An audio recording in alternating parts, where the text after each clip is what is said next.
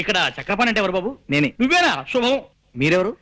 నేను మీ నాన్నకు అప్పించిన పిచ్చివాళ్లే బాబు. అవును, పెళ్లి కొడుకువి ఇలా దిగాలుగా ఉన్నావే? మనసేం బాగుండలేదండి. అలాగా? మనసు బాగుండకపోతే మందిపిస్తాను, నాతో రావయ్యా.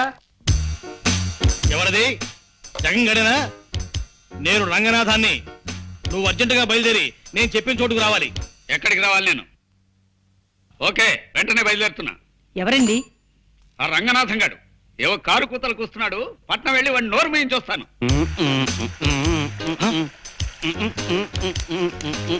ఒరే దరిద్రుడా, రన్నింగ్ బస్సులో కండక్టర్ నడిచినట్టు ఆ నడకేమిటి నీ మొహం? పిచ్చి చూపులు చూస్తున్నావు. తాగేవా ఏమిట్రా? ఎస్సా నీ శార్థమా? తాగొచ్చి నా ఎదురు నిలబడతావా? ఎంత ధైర్యం నీకు? నువ్వు నువ్వు నన్ను కొడతావురా? ఈ టైప్ లో కొట్టాను. కావాలంటే ఈ టైప్ లో కొట్టగలను, ఈ టైప్ లో కూడా కొట్టగలను. చాలు, ఇంకే టైపులు షార్ట్ హ్యాండ్లు వద్దు. నీ విద్య నాకు పూర్తిగా తెలిసిపోయింది. నీ దగ్గర ఉద్యోగం చేస్తున్నాను కదా అని నన్ను నాటు సర్రకట్టే హీనంగా చూస్తావుట్రా రాస్కెల్. ఏ నా వల్ల కాదు. నువ్వు వచ్చి నా కాళ్ళ మీద పడినే సరే నీ దగ్గర నేను పని చేయను. నీ బాబు నాతో పెట్టుకోరే. నువ్వు వచ్చేసావా? వచ్చానురా. నీకు మా స్థానే నీకు సన్మానం చేసి నీ చెంప మీద 5 వేళ్ల శాలువా కప్పటం కళ్ళారా చూసి ఆనందించాను. ఆ ప్రతిష్ట గురించి ఇందాక ఫోన్లో ఏదో వాగావు. నీ ప్రతిష్ట ఇప్పుడు పొయ్యి మీద పెట్టిన ఐసిగడ్డలా ఎంత గట్టిపడుతుందో చూసి సంబరపడుతున్నాను.